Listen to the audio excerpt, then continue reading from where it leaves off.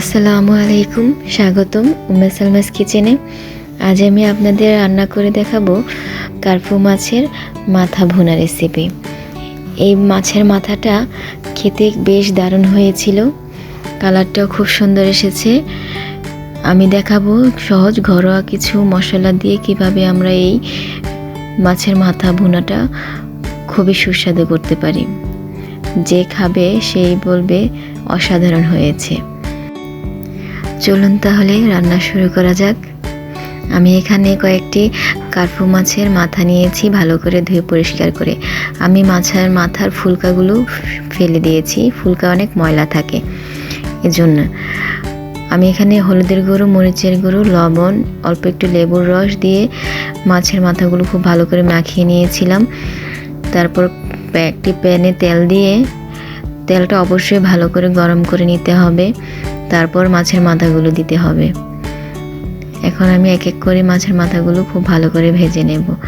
এক পাশ ভাজা হওয়ার পর মাছটা উল্টাতে হবে। খুব ভালো করে মাছের মাথাগুলো ভেজে নিতে হবে। এইখানে আমি তেলের পরিমাণ একটু বেশি দিয়েছি, যেহেতু মাছের মাথাগুলো আমার খুব ভালো করে ভাজতে হবে। ভালো করে ভাজা না হলে কিন্তু স্বাদটা তেমন আসে না।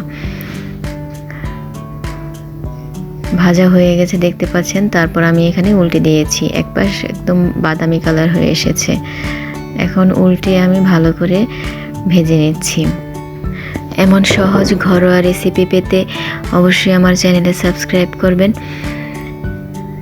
এখন আমার মাছের মাথাগুলো প্রায় ভাজা হয়ে আসছে। এখন আমি পেঁয়াজ কুচি দিয়ে দিচ্ছি। পেঁয়াজগুলোকে ভালো করে উল্টে পাল্টে হালকা বাদামি রঙের করে ভেজে নিতে হবে। এখানে আপনারা ইচ্ছে করলে কাঁচামরিচ সাথে ব্যবহার করতে পারেন ভাজার সময়, তাহলে অবশ্যই গ্রানটা সুন্দর আসে। কিন্তু কেউ যদি ঝাল কম খান তাহলে ব্যবহার না করেই ভালো।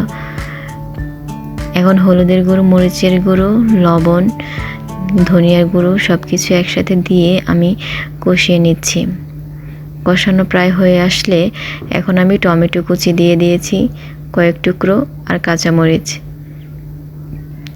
কাঁচামরিচটা আপনাদের স্বাদ অনুযায়ী দিবেন। এখন আমি মাছের মাথাগুলো দিয়ে একটু পেঁয়াজের সাথে উল্টে পাল্টে নিচ্ছি, কষানো পেঁয়াজের সাথে।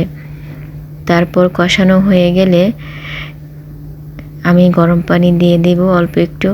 গরম পানি দিয়ে মাছের মাথাগুলোকে কিছুক্ষণ রান্না করব ঢেকে। অবশ্যই ঢেকে রান্না করতে হবে, আর অল্প অল্প করে একটু নেড়ে চেড়ে মাথাটা উল্টে পাল্টে দিতে হবে।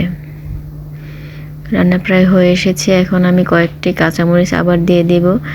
এখানে আমি প্রায় অনেকগুলো কাঁচামরিচ ব্যবহার করেছি, টেস্টটা যাতে খুব সুন্দর আসে। আপনারা যে যতটুকু ঝাল খান সেই অনুযায়ী ব্যবহার করবেন।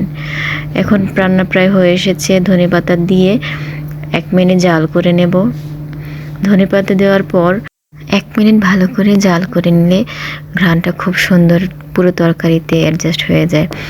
আপনি দেখতে পাচ্ছেন আমার মাছের মাথা ভুনাটা প্রায় হয়ে এসেছে। আপনারা যদি এরকম ঘরোয়া রেসিপি পেতে চান অবশ্যই আমার চ্যানেল সাবস্ক্রাইব করে আমার পাশে থাকবেন। আল্লাহ হাফেজ।